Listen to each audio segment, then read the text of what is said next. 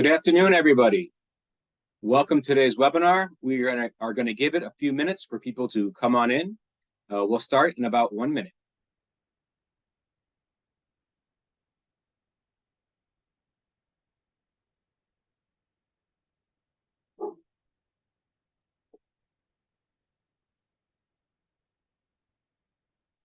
People are trickling into the room. We will begin shortly.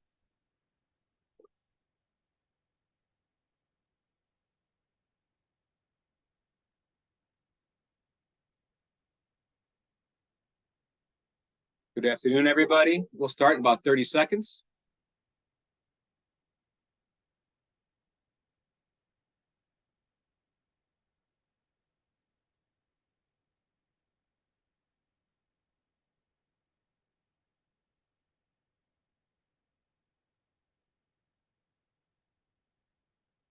Just a few more moments and we'll begin today's webinar. Thank you all for coming.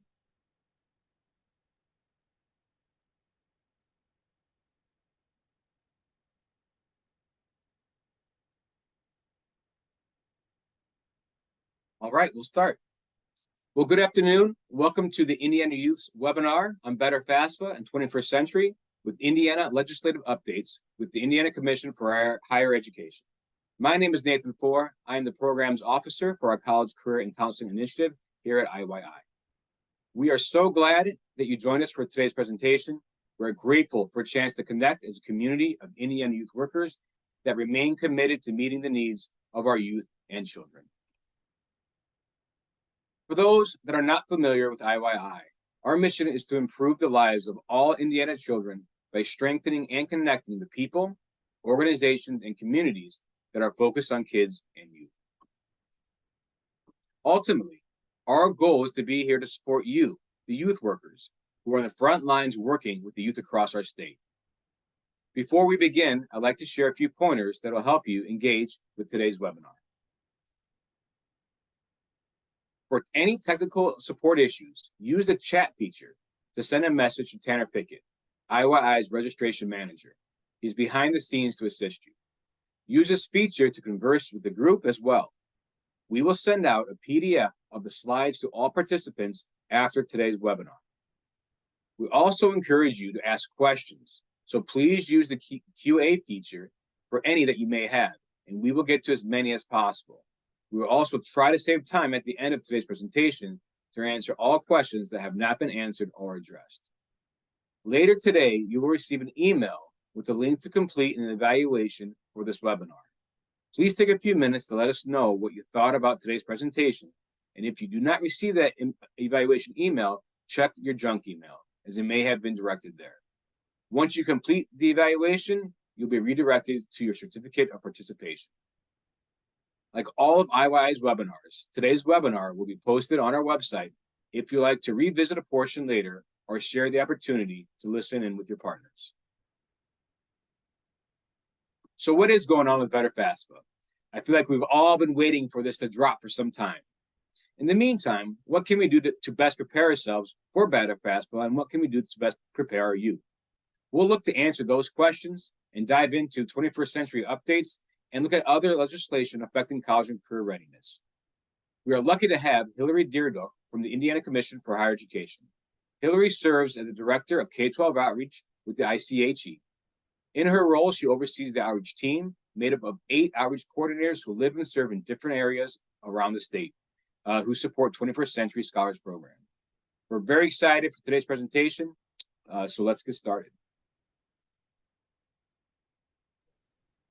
All right, thanks Nathan, and thanks Tanner for helping out in the background.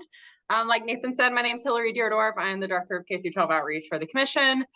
Just some background for you all. I've been in the education field since 2015 when I got my master's degree from Ball State University. My alma mater is Indiana University, Bloomington. And those are the places that I served within the admissions offices during my tenure in the education space.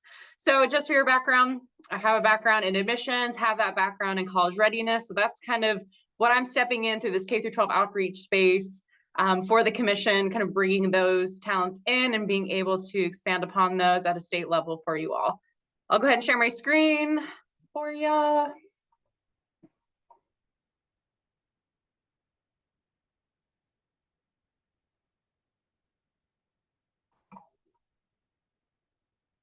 There we go.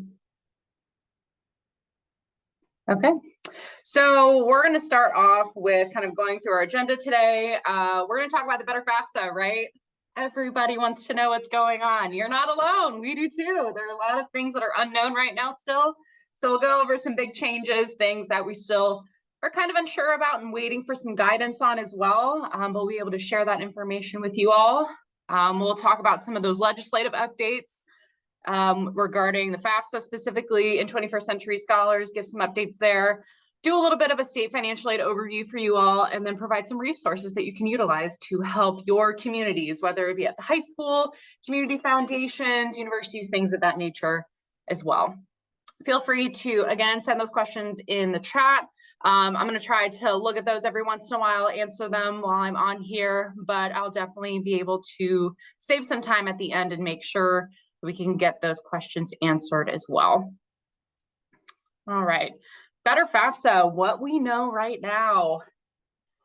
So what we know, FAFSA has been delayed, right? So I think most of us, if you're plugged into the financial aid world or anything college admissions or college readiness related, you all know FAFSA has been delayed. There have been some great updates that are happening from the federal level, but that's going to open in December 2023.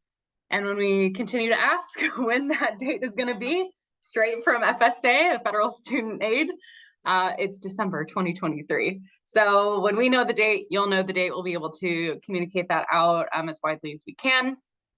Again, the state financial aid deadline, so our priority deadline for state aid for Hoosier students is April 15th. That date has not changed. We will communicate closer to that date if we are seeing that we need to extend that for any reason based on FAFSA filing with the delayed FAFSA.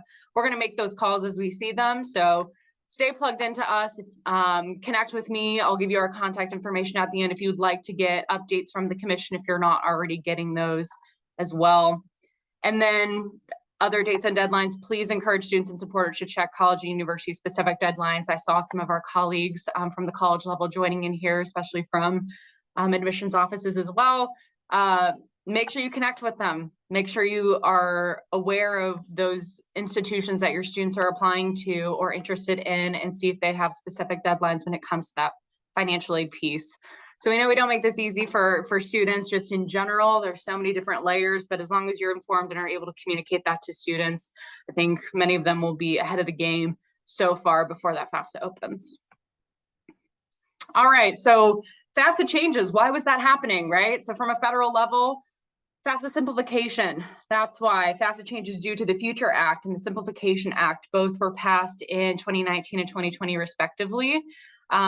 You'll have these slides. I think Tanner is kind of throwing that into the chat, I'm sure, and I'll be sending that out to you all. So feel free to take notes on those if you need to. But those acts are what are initiating those changes in that simplification piece. And changes will be implemented over multiple years. So this will not be the only iteration of a new FAFSA. This is going to be the biggest change of the FAFSA, more than likely. And then I think additional things will be added, but only time will tell. We will only really know until we actually see the FAFSA in its full form, when it's released, and when FSA communicates to us what the future years of FAFSA will look like as well. So one of the items, one of the big changes that we're seeing to FAFSA that you've probably heard if you've been plugged in as well to FAFSA, their FSA outreach, YouTube channel, any of their trainings that they've sent to from the Department of Education as well. SAI is replacing EFC. So this is the Student Aid Index, which was previously the expected family contribution. It was so great. We got away from that word contribution that tripped a lot of families up in that sense, right? The contributing to students, you know, paying for college. I know those are big things and big conversations that we always had with families. So now that this has changed, it's now the Student Aid Index, which is determined by the family size, the federal tax information, and assets reported on the FAFSA. This can be as low as a negative 1,500. So it's not just that zero number anymore. Students with that SAI were told that at or below zero will be eligible for a full Pell Grant. And that negative number from that 0 to negative 1,500, that's going to be used by colleges more than likely for any additional aid determination for themselves as well too. So you'll hear more from us. We just sent a FAFSA memo out this morning regarding a couple updates and a couple things regarding the FAFSA. But we'll continue to communicate through our outreach coordinators and myself, any other updates that we know, but also stay plugged in with your university financial aid offices as well that you've built relationships with.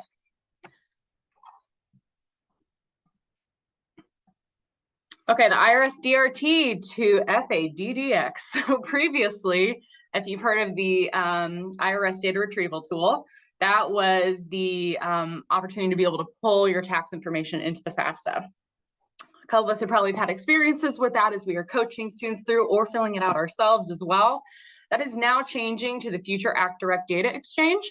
Tax information, instead of the tax filer having the option to link that tax information is now going to be pulled directly from the IRS by the U.S. Department of Education behind the scenes. So a piece of this that's going to be really important is the consent piece. We're going to talk about this in a minute, but consent is going to be a huge thing when it comes to this FAFSA piece. So now that that tax information is going to be pulled directly, anybody who is contributing to the FAFSA will have to ensure that consent is given to FAFSA, to FSA, and the Department of Education in order to be able to access that tax information. So part of the simplification process is really simplifying that piece where it's all happening kind of in the background for you all, but that additional piece that is there is consent. Consent is required regardless whether the student and the parent are filing taxes. Consent is required for everybody. No consent. So when you're going on the FAFSA, there'll be basically a paragraph that will say, you know, do you consent to allowing us to be able to pull that information from the IRS, all that good stuff. But if no consent is given, then that means that there is no federal or state financial aid availability. It'll be an automatically rejected FAFSA, and no student aid index will be calculated. So consent piece is going to be imperative when it comes to the sharing of information to ensure that a SAI is calculated appropriately for the student based on the family's income as well. Hillary, there's a question there about if the child is the ward of the state. Can the DCS give it consent? Ward of the state, so that'll probably be under a specific special circumstances. So on the FAFSA, there's going to be some outlines of special circumstances that are going to kind of bypass that piece for that parental consent piece as well too. So stay tuned to that. Obviously, FAFSA, the FSA, and Department of Education will be releasing that information. I think a lot of it's out there as well too. I'm going to share some links to resources at the end of this where you can find those special circumstances pieces that outline like ward of the state, independent student, provisional independence, things of that nature that'll help with those kind of questions. And Hillary, is there any more manual entry of tax information, or is it solely being pulled? Yeah, a lot of it is being pulled. If there's any updates that need to be made based off of like financial information, I think there'll be opportunities to update like household size, things of that nature as well too. So I think there will be opportunities to update that. All right, so that consent piece is huge. That'll be required. Contributors is another word that is kind of new to this whole FAFSA piece, right? So each person is considered a contributor. Now I know before when I said EFC, we got away from that expected family contribution piece that kind of tripped families up when they talked about building what that expected contribution would be. And we know that that word is kind of charged in that way for some families, but contributor now is the contributor of information is the way that we are telling families and students to think about this piece whenever the FAFSA does come up. So as you're communicating and talking with families about being a contributor, what does that mean? Because that language is going to be on the FAFSA. That means that it is either the applicant, parent, other parent, or student spouse that is contributing the information to the FAFSA to be able to build that SAI, right? So that's been helpful as we are talking through that and kind of learning how to talk about the new FAFSA and the new language that is being associated with all of that as well too.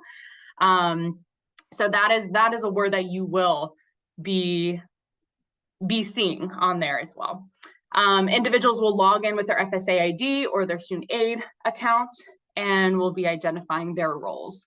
So when you are going through the FAFSA, the student is going into the FAFSA and starting that FAFSA, they will be inviting in a contributor. So that parent that will be invited in, the parent will be able to log on through their FSA ID and be able to identify their role in that and accept that, go in and contribute to the FAFSA as well.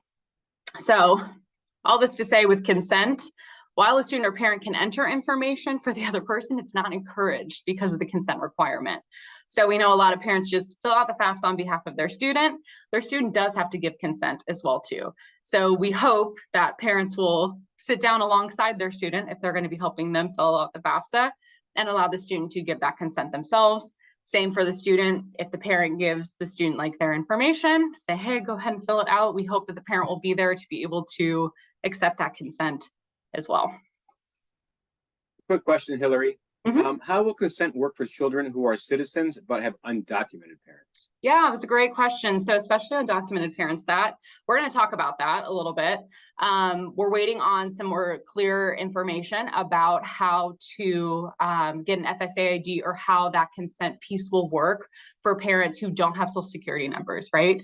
There's going to be a whole process for that. I have a couple slides on that piece, so I'm going to hold that one for the next couple ones, okay? And just one more quick question: Is this new kind of thought process of consent?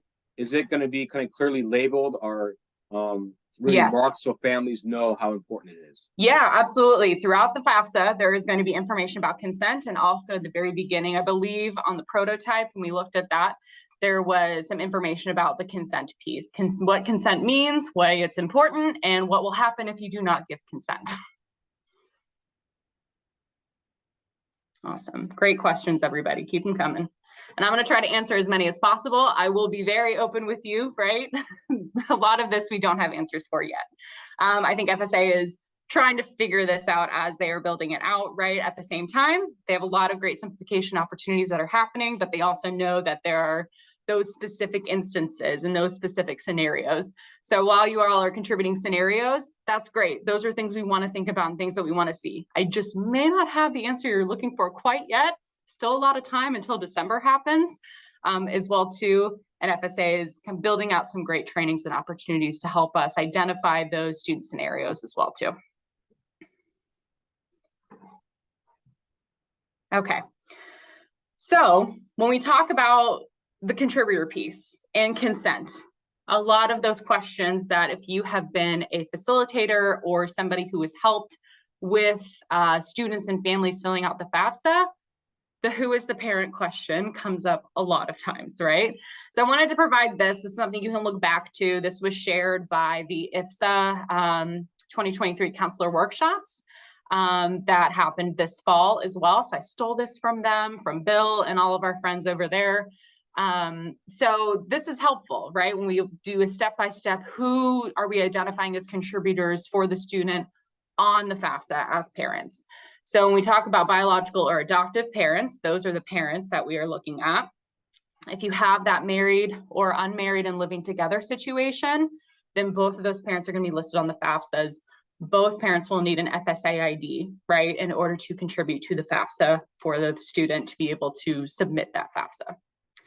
When you have the situation of divorce, separated or unmarried and not living together, the questions come up.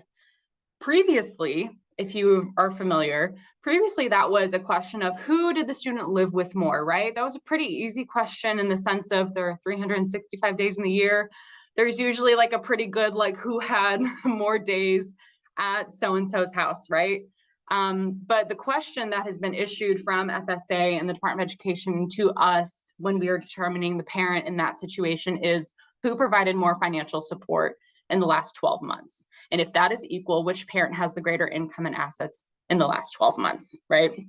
So as you are intaking those questions at future FAFSA completion nights, FSA ID creation nights, things that we all will be partaking in this spring very heavily, this is going to be the piece where any of those divorced, separated, unmarried, and not living together parents are going to be asking and are going to be needing that support as well too. So these are 2 questions that you can just have in your arsenal ready to go. You can even potentially print this out. There's also a similar one from FSA in their resources as well too on the student aid website, that you can be like, this is a way to determine this for yourselves as well, right?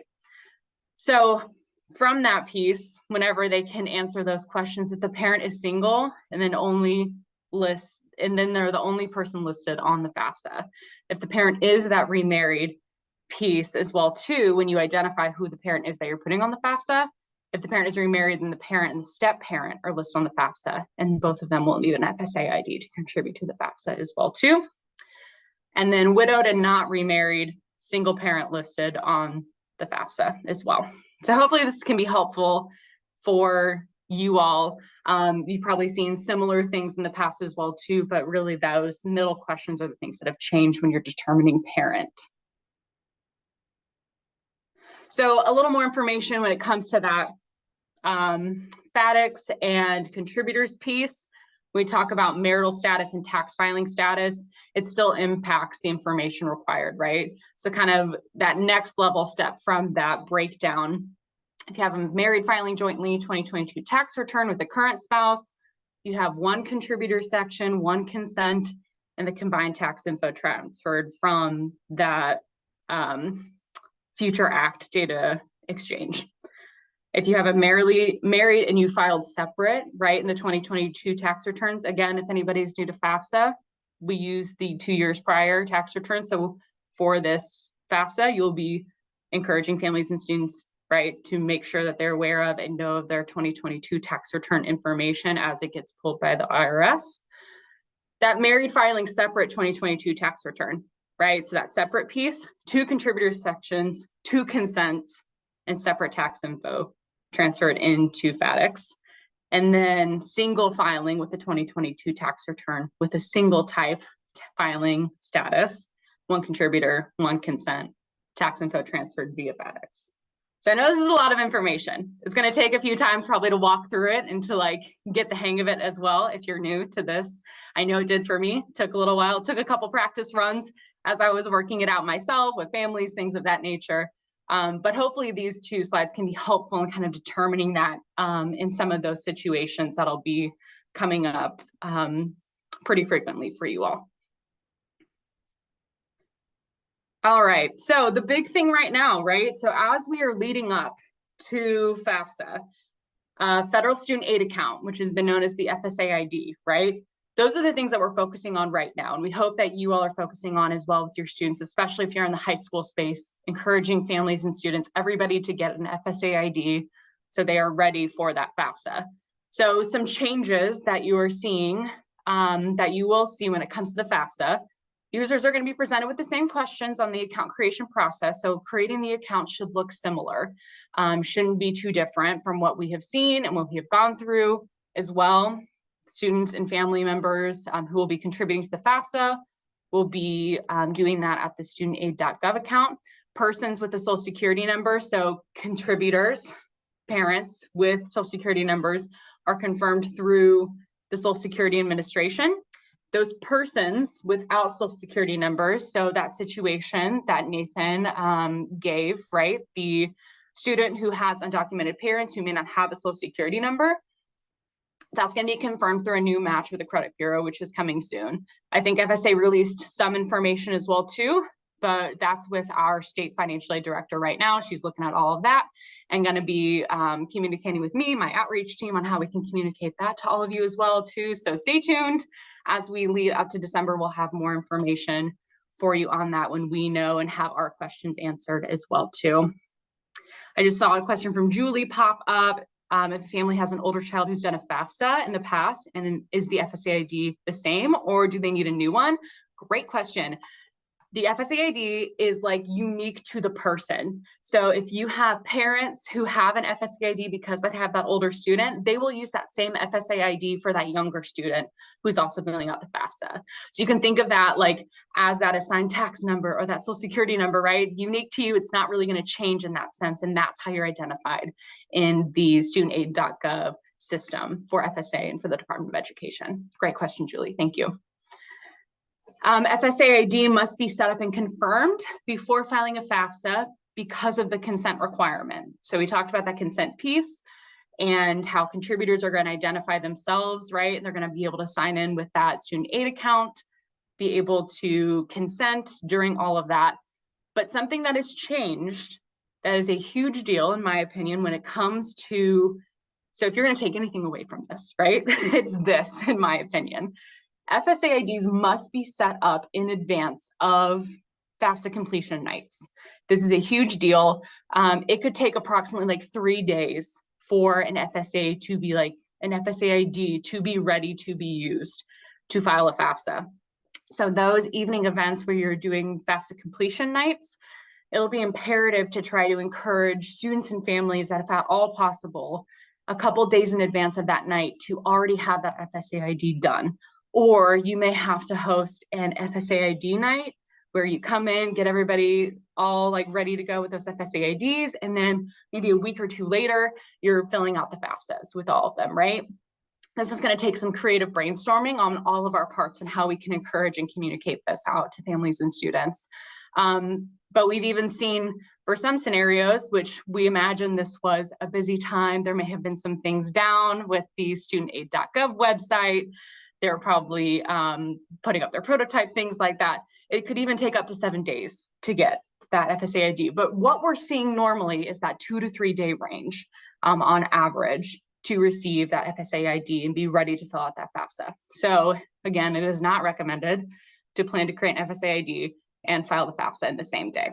So especially as we lead up to that April 15th deadline for the state priority aid, this will be crucial in ensuring and making sure that families and students know, get that FSA ID created, get that done, give it a couple days, and then let's fill out the FAFSA. Hillary, is there like a FSA ID one pager that's available as a resource that people can send out to families and to get that ahead of time? Yeah, I'll send that to you, Nathan. There's a couple out there, right? We have our own that we have built, but we also know InvestEd, if anybody's aware of them. They're a great nonprofit within Indianapolis and across the state. So many of your schools use them. If you look at their event calendar, they are across the state everywhere this fall and this spring, but they have great resources on their website as well. And I've linked them at the end of this resource too. So it's like a one pager that like can lead students to like write that down, how to create that FSA ID, making sure they write down that password so they know that and don't lose that information too. Awesome. All right, so again, all contributors must have an FSA ID to access the 2425 FAFSA form online. There'll be an identity match that's required for each contributor for that consent piece, right? For that data retrieval that's happening on the back end as well. And then a verified email address will be required to establish that account. So make sure that families and students are aware that they need that verified email to be able to do that. Users can apply without entering a social security number or an individual taxpayer identification number. And again, we'll know a complete knowledge-based identity verification process soon, but they're going to be able to complete that and do that piece. That ID match and verification flow, this is what I got from FSA. So if you want to use this or just be aware of this, especially given the communities that you're serving, the types of populations that you're serving, the types of families and students that you're serving, this may be more helpful to some than others. But that start piece, if a user has an SSN, the yes, no, that kind of flow will be helpful. But again, we'll try to gather more information from FSA on what that flow and what that actual piece is going to look like from that credit bureau of a verification if anybody does not have that social security number as well too. So that knowledge-based verification and ID proofing. All right, so this is also another layer to FAFSA. This is something that also took me a long time to really feel comfortable with counseling families on as well too, but countable assets. So if you are working with students, especially in rural areas, right? We think about farms, we think about networks of businesses, things of that nature. There are a couple things that have changed with with countable assets as well too. So this is helpful information. There's a lot more information on the toolkits that I will be sharing as well. But the following are now counted as assets: child support received in the last complete calendar year, net worth of a business, net worth of a farm, And with that farm, the primary residence is still excluded. So that is still like an exclusion from that net worth piece. But it includes the land value, livestock, unharvested crops, things like that. We get a lot of questions, and I know InvestEd gets a lot of questions about, well, what about this? And what about this? Like, there's so many different layers to it, right? And we're happy to kind of help walk through. And I know InvestEd is incredible with the countable assets piece when we are going through that. So I am gonna like sing their praises throughout all of this within the state of Indiana. There are so many different opportunities to get great help across the state, but InvestEd's been a really great partner to us in helping us get the word out there, be in schools, and being able to provide an opportunity to counsel not only counselors and administrations of schools, but students and families as well too. So if you have questions about countable assets, we can try to get that information and get that kind of cleared up as well too. But a lot of great information is also on the FSA website, or will be. And then educational savings plans, right? 529 plans. So if you have families who have 529 plans, it's counted as a parental asset if the plan is in the parent's name. So if parents are like, yeah, we have a 529 plan for our kid, but like grandma and grandpa opened that, that's grandma and grandpa's asset. That is not the parental asset. So parents don't even need to put that on there as well too. So if grandma and grandpa opened that for their kids, that's not a parental asset that they're going to need to put on the FAFSA. But if they have opened that educational savings plan, it is counted as a parental asset if it is in their name for their child. But what we have seen from FSA guidance and what we have gotten guidance on as well too is that educational saving plans are counted as parental assets, but only if the account is designated for the student.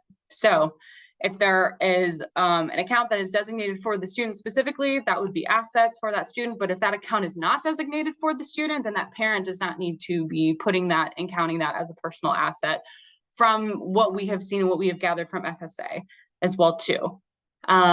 So more information to come as well. I'm sure more guidance as more questions are happening. I know there was some periods of public comment for FSA. They're still making updates to FAFSA. All of this is still subject to be continuously updated until that FAFSA is released as well too. But this is the information that we have at our disposal right now for you all. I also saw a question about how is net worth of a small business calculated? Is this information retrieved from the IRS link, right? So if this is information that is on your taxes, right, that you are sending to taxes, as long as that is like being compared, right, a lot of questions are going to be answered, but a lot of it is going to be pulled as well too. So with this new FAFSA, I need to go on the prototype and actually work through when we talk about countable assets and pulling that information as well too. But I'm going to direct you to our friends at InvestEd for those specific counseling opportunities as well too, because they have it on lock. They are like experts of like 20 years working with financial aid and FAFSAs and working especially with individuals who have assets and countable assets on their FAFSAs as well. But connect with me. I'll make sure I'll give the contact information and we can give more guidance on that as we know further. Awesome. So what contributors will need to file the FAFSA, right? So we know that a lot of information is going to be pulled because of that consent. But in our opinion, it never hurts to have that backup documentation, right, at your disposal, at your fingertips to check and count and make sure that information is correct as you are going through the FAFSA, as family members are going through the FAFSA. So contributors to the FAFSA may need, obviously, their FSA ID. They may need just a copy of their 2022 tax returns, right? So they may want to just like have that on hand or have looked at that prior. We know that information is going to be pulled in, but if there are any changes or updates that need to be made or any adjustments, things like that, per usual, you'll probably want to have tax returns just available to you so you can easily get that information if necessary. So if you have child support coming in, the amount of child support received in the past year is that countable asset, list of any federal benefits received, that asset information, right? Value of cash, savings and checking accounts, net worth of investments, net worths of the business or farm. And then, of course, the list of colleges that the student is applying to be able to list on that FAFSA as well. So that list of colleges, some other just general updates, instead of up to 10, students can now list up to 20 colleges and universities on the FAFSA. Amazing, so exciting. So allows a little bit more room for if student is applying to 10 schools, then additionally applies to another school a little bit later and decides on that school and has to rearrange all that on the FAFSA and like add that in, take another school off. I think this kind of solves a lot of those issues that probably were happening in the past and kind of allows students to add in all the schools that they're thinking of. So those schools will have opportunities when the student makes that, and that choice to be able to send that FAFSA to that school and get an award letter from them to know exactly what that aid looks like from their school. Another update, incomplete FAFSAs, another one to take away. If you're going to know anything and take anything away from this is probably the second one that I would say. Incomplete FAFSAs only stay in the system for 45 days. 45 days. So if a student starts their FAFSA and invites that contributor in, that parent in, to give their own consent, pull their tax information to be able to submit that FAFSA and build that SAI, the incomplete FAFSA will only stay in that system for 45 days. So if that gets beyond 45 days of that parent not coming in and contributing to that FAFSA and hitting the submit button, the FAFSA will delete and the student will start again. So important to communicate to families and students like, hey, your student started the FAFSA. As of this day, you have 45 days. And FAFSA will do a great job of reminding contributors to get in there. So when the student is done with their portion, they will invite their contributors in to the FAFSA form. And once they invite that contributor in, they're going to have that email. That email is going to be sent to the family, to the parent, whoever's contributing on that FAFSA, saying, hey, Johnny wants you to contribute to their FAFSA. You need to come in and contribute to that FAFSA. And they will continue to reiterate, especially up to that 45-day mark as well, too, to ensure that families know they need to get in there before that FAFSA is deleted. The last contributor, what we have seen is the last contributor to provide information will have the opportunity to submit that FAFSA. So the student will go in there, make sure that they have completed all of their things, invite that family member in based on that chart that we showed, those filing situations, right? Whoever the contributors are identified to be, that contributor will come in, give their consent, provide any additional information, and hit a submit button if they're the last contributor as well too, and that will be a submitted FAFSA. And then another update is the number in college no longer impacts the FAFSA. So the number of students who are in college no longer will affect the SAI when it comes to the FAFSA. However, schools, colleges, and universities may elect to consider that family situation and pull that information on a case-by-case basis, but this is going to be the decision of the college to be able to do. So there is still going to be an opportunity in the FAFSA to say how many students they have in college still, but it's not going to be a contributing factor to the building of that SAI for that student's FAFSA. But again, connect with college financial aid offices, especially if you have a family situation where the student that you, as a senior at your high school, you're submitting a FAFSA, but they have two older siblings who are in college, that would be a great situation to direct them to the financial aid office at their school to say, hey, here's our family situation, what can we do about this? And that can be at the personal and professional discretion of the university or college as well. And again, this information is not final and could change by the time FAFSA is released in December. So we've been very upfront about that. These are the things that we know. These are the things that we have seen, that we have across the community of financial aid have seen and been able to take in from FSA. But the FAFSA is not final until that day it opens, until students are filling out the FAFSA, right? So as things change, as things update, we're going to try to be able to communicate that information effectively. And you all are more than welcome to email us and to connect with us as well too, to ask about any updates or anything. We'll be able to share those with you too. Let's see. Best practices from FAFSA preparation right now. Hosting fall FSAID events is going to be super important. I know a lot of you are probably already doing this because you're amazing and you already are plugged into so much of what's happening. But if you haven't thought about what to do in preparation for the December FAFSA, definitely hosting a fall 2023 FAFSA ID event may be helpful, or even in early January or sometime in the spring as well too, something separate from that FAFSA completion event night and ahead of that FAFSA completion night as well. This is going to be an interesting year. We're all learning throughout this process together, right? So we're going to be hearing from you on what worked, what isn't working, what did work really well, and build those best practices as we continue on this simplification journey with FAFSA. Encouraging all contributors to get their FSA IDs in advance, right, of those completion nights. Early awareness is super helpful too. FSA, the Department of Education, released Pell lookup tables. These tables are great because they can provide a way for students to get an estimate of their Pell Grant before they complete the form. So we know that like the timeline is quick with this year. We know that the delay is going to be quick decisions being made when award letters are coming out, and do we qualify for this? What do we qualify here for? So the Pell lookup tables can be really helpful, especially if students aren't sure if they're going to get that Pell Grant. Those lookup tables can give them a way to like estimate that grant before they complete the form.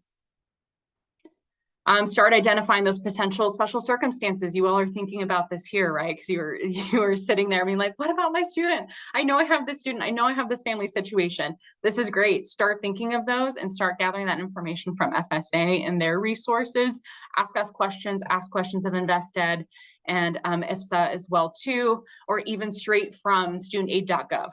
As well, their chat functions, all their communications opportunities as well too. So if you have special circumstances that you know will require verification pieces, will require the communication with colleges and universities, that's going to be super important too. All right, I know we have questions happening, but I'm going to go through some of these updates with the legislative pieces as well too. I have some slides in here as well for state financial aid. We won't go directly through those, but you will have those at your disposal to be able to take those in, because I'm trying to stay on target for Nathan here, because I know he has some end of time things for you. But when it comes to legislative updates from the commission, so kind of switching gears here from federal to the state level, House Enrollment Act 1449 is the update to the, I think I skipped one of these, maybe I didn't. Okay, update to the 21st Century Scholars Program. So if you are not aware, the General Assembly this past April, passed this act that requires the commission in partnership with the Department of Education for Indiana to identify and enroll income eligible students in the 21st Century Scholars Program. So amazing. Less than half of financially eligible students were enrolling in the program. So when we were trying to let parents know that this is out here, and we know you all are working so hard to identify those students and families who are eligible for this opportunity, less than half of those financially eligible students were enrolling into that program.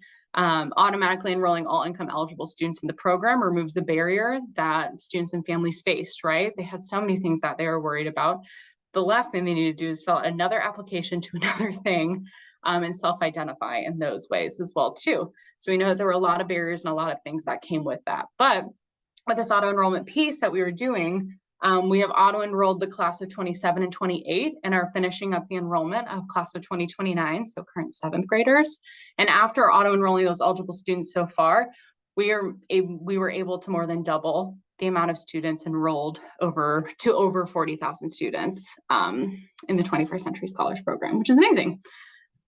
Notification letters. So lots of questions around this that we've gotten. How are families going to know? How are students going to know they're 21st century scholars? There are a couple ways that we can identify those students.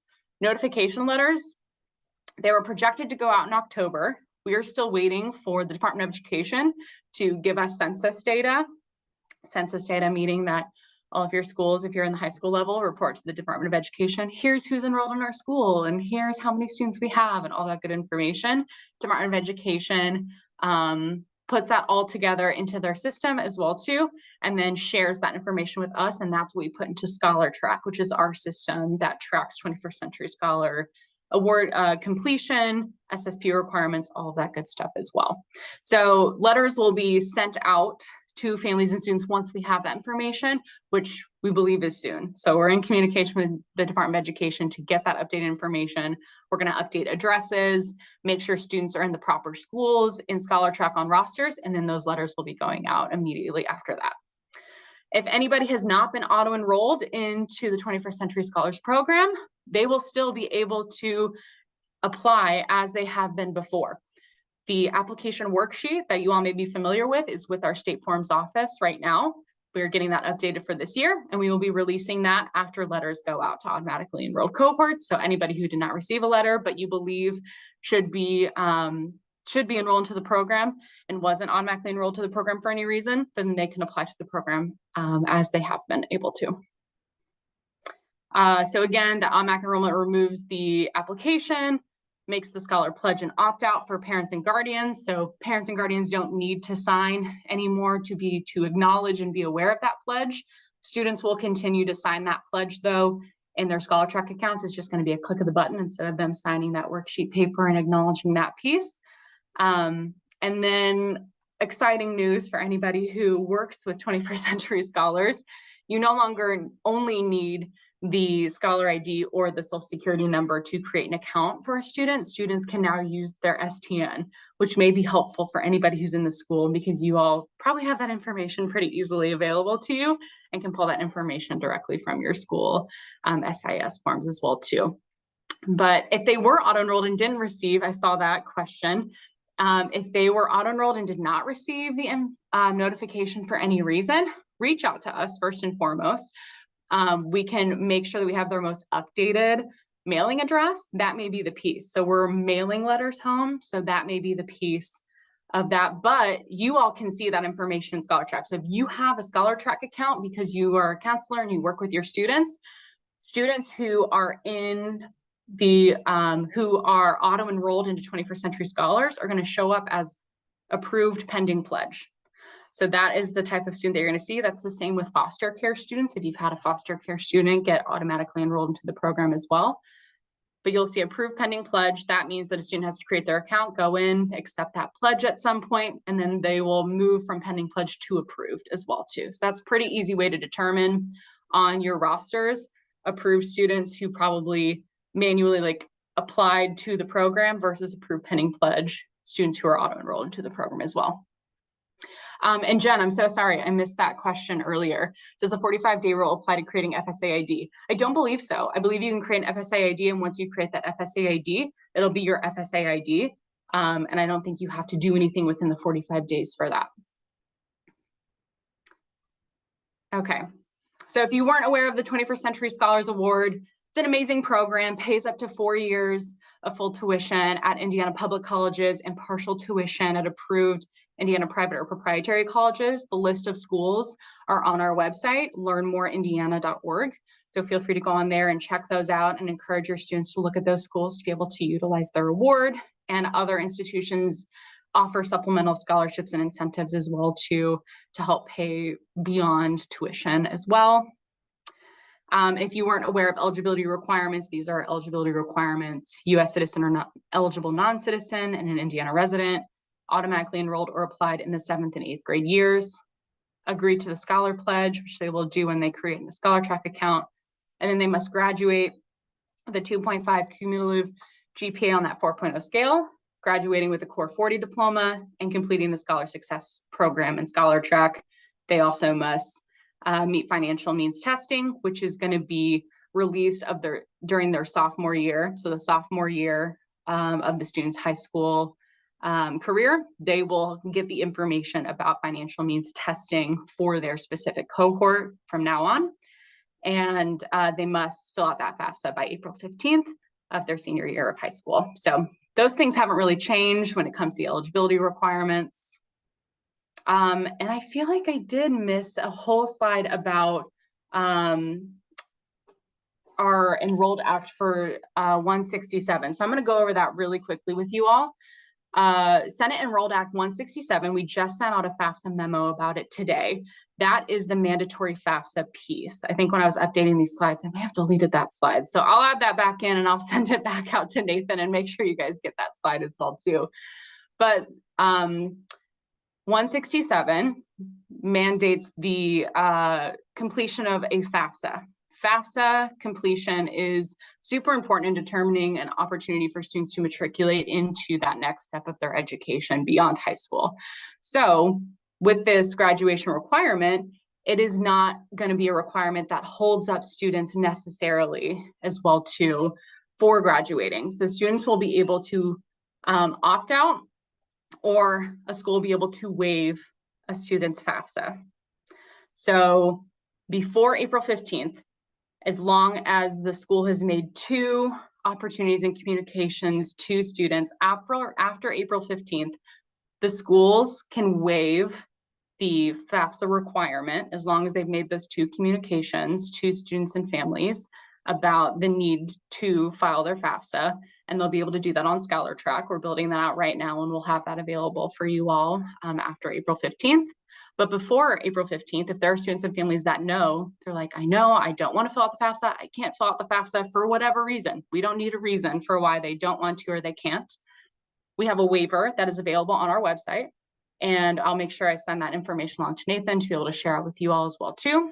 But since that was released this morning, we'll be able to make sure that we get that information out to you all. And that family or an emancipated student or a student over 18 will be able to fill out that waiver and submit that to the school, and you will be able to input that into ScholarTrack. And the tracking of that information, we're going to be tracking 3 things on front-facing dashboards through the commission and through the GPS dashboards. We're going to be tracking students who filed a FAFSA, students who waived their FAFSA themselves or families did that. And then we're also going to be tracking any waiving after April 15th by the school as well too. So you all will be able to see those things as well. So make sure that you're connected with us. Obviously, I'm going to skip through some of this financial aid updates from the state given our time frame, because I talk a lot and really wanted to make sure that FAFSA and federal piece that we covered pretty extensively for you all. But financial aid overview, you'll be able to see in your notes just the general financial aid overview pieces. All of this is on our website. Not much has changed with a lot of those programs. You will see the updates to Franco-Bannon, increase of the base awards, which is great. You'll see those numbers there respectively as well. That fun chart that everybody loves to see, that's so small sometimes, that's also on our website. Feel free to print that out and post that anywhere, or be able to give that to students that you know that will be expecting that base award based on their SAIs that will be coming out. Gave some best practices for you all when it comes to the Franco-Bannon and FAFSA things as well. There's the essay. It's at the very end. Of course I did. This is the information on Senate Enrolled Act 167. So the broad outright opt-out provisions as well, waiving the requirements for students after April 15th, as long as those 2 communications happened. But again, the students and the families and emancipated students or students over 18 can fill out that waiver before that April 15th deadline. So resources, when it comes to filling out the FAFSA, College Goal Sunday, this is great. If you are like really wary about like hosting your own events or things like that, please, please, please send your families to College Goal Sunday. We are working with FAFSA and Invested on making sure that we know what those locations are. So I think they're going to be around 37 locations across Indiana this year on February 25th. Go to collegegoalsunday.org and figure out where those locations are very soon and be able to direct your students there. Find help at federalstudentaid.gov. That's your link for resources. There's a financial aid toolkit. The National College Attainment Network has been amazing and really been like a leader in the Better FAFSA training toolkits and making sure that everybody is aware of those updates. I'm going to always sing the praises of Invested, who are great at counseling students through FAFSAs for free. This is free opportunity to get expert help. And then obviously IFSA high school regional coordinators as well too. And then us. Contact us, let us know how we can help you. General inquiries can go to schools@che.in.gov. Specific 21st Century Scholars information can go to scholars@che.in.gov. And if you need any resources or materials or anything like that, go to learnmoreindiana.org. All right. Hillary, that was awesome. Thank you so much. There's one more question though, that's in the, if you want to answer that question, please, from Bill. Yeah, okay. Please clarify the options available to children who are current or former wards of the state. Understand DCS can get them into the 21st Century Scholarship Program. If their parents have not enrolled them, are they subject to same eligibility requirements? Okay, great questions. So when it comes to students who are in foster care, so I may have to, so full disclosure, I don't think I said this at the beginning, I'm about 7 months into this job. So still learning along with everybody else in this piece as well too. So some of these questions I may need to take back to our financial aid team as well too, who deal with our appeals processes and work directly with DCS as well too. But students who have been in foster care system or legal guardianship, things of that nature, can be automatically enrolled into the 21st Century Scholarship Program anytime during that high school career. So when it comes to eligibility requirements, not the same for the financial eligibility. So those pieces, they won't have to go through financial means testing, anything like that. However, they are still subject to the don't do illicit acts. Make sure that they have a 2.5 over 4.0 scale. Make sure that they're getting a core 4A diploma. However, we also know that those family situations and those like home situations for students who are going from foster care system or different foster care families happen. So an appeal is always an option for a student if they're not hitting those eligibility benchmarks as well too. Communicate with us, connect with the DCS worker who are trained on this, but also you can connect with us for any specific questions about students. We can look up students in the system, things like that as well too. So some of this information, I'm probably going to have to gather more information as well. So Bill, email me and we'll get that for you. Thank you, Hillary. So much valuable information. Really appreciate that so much today from you.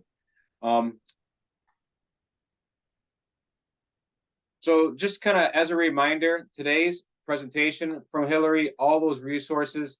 Tanner just sent another link in the chat. We'll also send out a link to those slides at the end of today. So please be on the lookout for that as well. We have a few upcoming events I want to share with you guys. Iowa Eyes Kid Count Conference is next week. If you're coming to it, can't wait to see you there. It's going to be a wonderful event. We have Bill Nye. We have a number of wonderful presenters. If you're looking for a national conference but is local and affordable, the KCC is the conference to go to. The registration is now closed, but we do still have some on-site registration available. And if you're not going this year, look out for next year. It's a wonderful conference. We offer professional development grants, and it's always difficult to give these out. We don't get enough applicants. So if you're in the college and career sphere, which I assume all you guys are, we have an opportunity up to $750 for your continued education, to go see a conference, to take a class online. Please consider filling out the application for the professional development grant. We'd love to be able to support you. We have a number of upcoming youth worker cafes. These are in-person trainings across the state. I listed 4 of them there that are coming up this month or in December 4th. They're all usually very relevant topics with great presenters. Please consider going to one of our cafes. Our next college and career webinar will be March 7th, and it will be with Common App about some of their new rollouts and updates that they have as well. I'd like to once again just thank Hillary today, and also thank all of you, all the attendees who came. We appreciate your impact. We appreciate your voice. We appreciate your time that you give to help today's youth. Please make sure you look out for the evaluation survey, especially if you need that certification of participation. But we really hope that this was helpful for all you guys. Thank you so much. Thank you, Hillary. And that'll wrap today's webinar.